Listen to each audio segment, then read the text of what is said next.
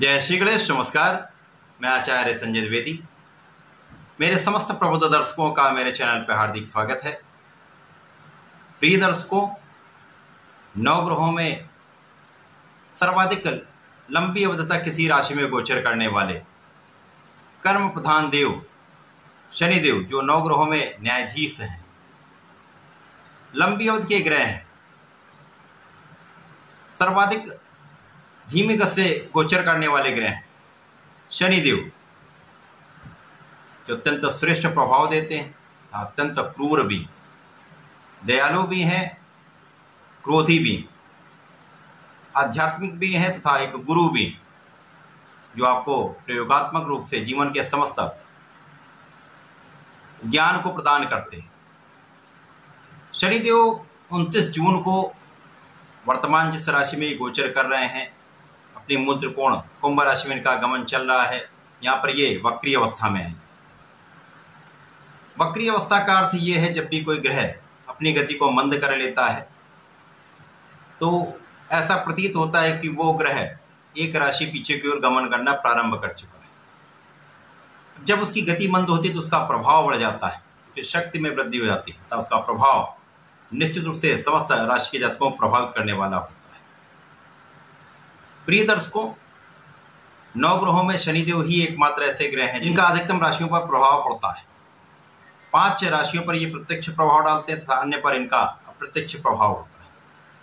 3 राशियां साढ़े साथी के प्रभाव में होती हैं, 2 पर भैया का प्रभाव होता है, अन्य पर गोचर तथा दशा अंतरदशा का प्रभाव मिलता है।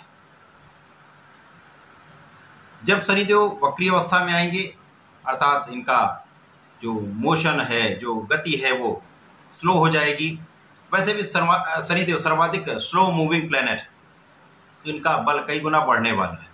वैसे भी वर्तमान समय में ये कुंभ राशि में अपनी मूल त्रिकोण राशि में षष्ठ नामक महाराजयोग में है, जो पंच महापुरुष राजयोग है, जो अकेला राजयोग जीवन के समस्त सुखों की प्राप्ति कराता है, सर्वाधिक श्रेष्ठ लाभ देता है। तो इसका प्रभाव समस्त राशि के जातकों को प्राप्त होने वाला है। आज मैं कन्या राशि के लिए, जो बुध की राशि है, शनिदेव के इस परिवर्तन का किस प्रकार का प्रभाव प्राप्त होने वाला है, इस समय में, इस वक्री काल में, जो लगभग 140 दिनों का है, 15 नवंबर तक ये वक्री काल में रहेंगे, इस समय में किस प्रकार का ये समय आपको प्राप्त होने वाला है, इस समय में कितने लाभ मिल सकते हैं अथवा कहीं पर समस्या आ सकती है, किस भाव में प्रबलता आएगी, इस समय को आप कैसे उपयोगी बनाकर लाभ ले सकते हैं, किस उपाय से आपके लाभ में वृद्धि होगी, समस्याएं कम होगी, संपूर्ण विश्लेषण मैं पूर्ण तरीके के साथ करने जा रहा हूं। प्रिय दर्शकों, ये राशिफल आपके लग्न राशि तथा चंद्र राशि दोनों के आधार पर आपको देखना चाहिए, क्योंकि लंबी अवधि का परिवर्तन। बुध के मित्रवत शनिदेव हैं तथा कन्या राशि के लिए यदि अवलोकन करें तो पंचम तथा षष्टम के स्वामी होकर षष्टम भाव में गोचर कर रहे हैं। स्वराशि के होकर अपने ही भाव में गोचर कर रहे हैं, जहां पर 6वें भाव में शनि का प्रभाव एक अच्छा प्रभाव माना जाता है।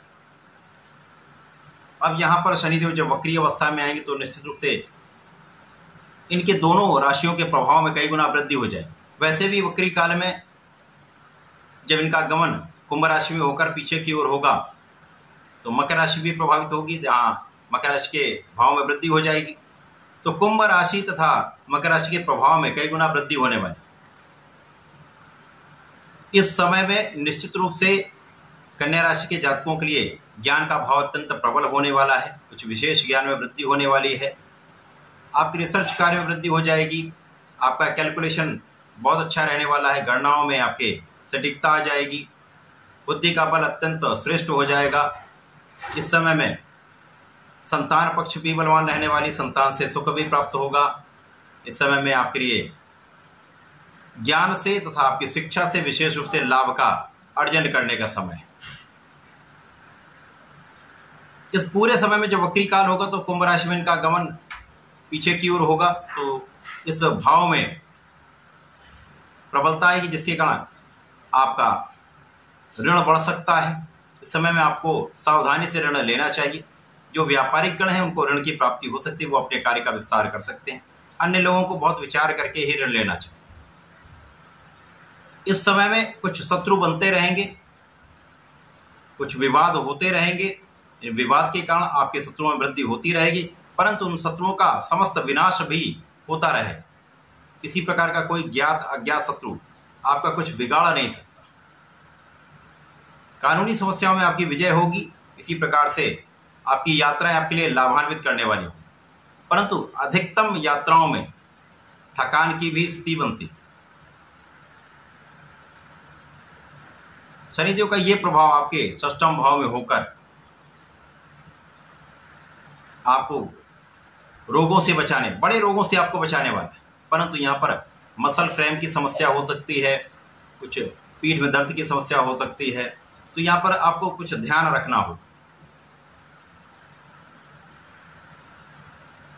इस समय में जो लोग प्रेम संबंध में हैं, प्रेम संबंधों में समस्या आ सकती है। यहाँ पर बहुत सावधानी के साथ, बहुत सोच विचार कर आपको निर्णय लेना चाहिए। इस समय में पूर्ण रूप से शनिदेव आपकी रक्षा करने वाले हैं, आपके स्वास्थ्य की सुरक्षा करने वाले हैं, तथा इस समय में जो लोग उच्च शिक्षा में जाना चाहते हैं, जो विशेष ज्ञान प्राप्त करना चाहते हैं, उनका ये मार्ग प्रशस्त हो जाएगा। शनिदेव का प्रभाव यहाँ पर आपके परिश्रम को कई गुना बढ़ाने वाला हो। शनिदेव का प्रभाव इस समय आपके कार्य क्षमता में वृद्धि करने वाला है।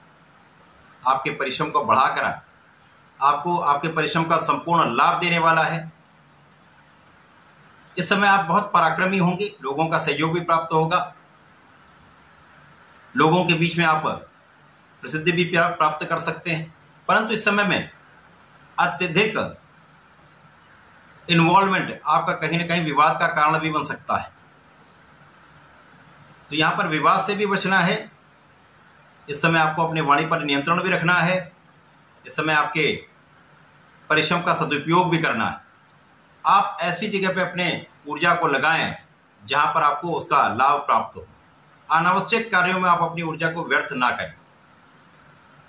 शनिदेव का ये वक्री काल कन्या राशि के जातकों के लिए विशेष रूप से शिक्षा के भाव को प्रबल करने वाला है, कानूनी समस्याओं में विजय दिलाने वाला है, विदेश यात्राएं कराने वाला है, आपको यात्राओं से लाभ दिलाने वाला है। इस समय में आपको पूर्ण रूप से अपने वाणी पर नियंत्रण करके बात करना होगा, सोच विचार कर निर्णय लेना होगा तथा विवाद से बचना होगा। यदि इस समय आप ऐसा कर लेते हैं तो बहुत सारी समस्याओं से आप बच जाएंगे और यह समय आपको श्रेष्ठ लाभ देने वाला होगा। कन्या राशि के जातकों को सदा ही भगवान गणपति के शरण में रहना चाहिए। ओम गंग गणपतये नमः का कम से कम एक माला का जप नित्य कराना चाहिए। प्रत्येक शनिवार को वर्तमान समय जब तक वक्री काल चल रहा है, यहाँ पर समस्त विवादों से बचने के लिए तथा विजय प्राप्ति के लिए आपको शनि मंत्र ओम प्राम प्रीम प्रौम सह शनि देवाय नमः का कम से कम एक माला का जप अवश्य कर लें, अथवा ओम सम शनिश्चराय नमः का 3 माला का जप कर लें। तो इस समय में श्रेष्ठ लाभ भी होगा, समस्याओं से भी आप बच जाए। तो ऐसा करके इस समय का उपयोग करें, लाभ लें। धन्यवाद, नमस्कार।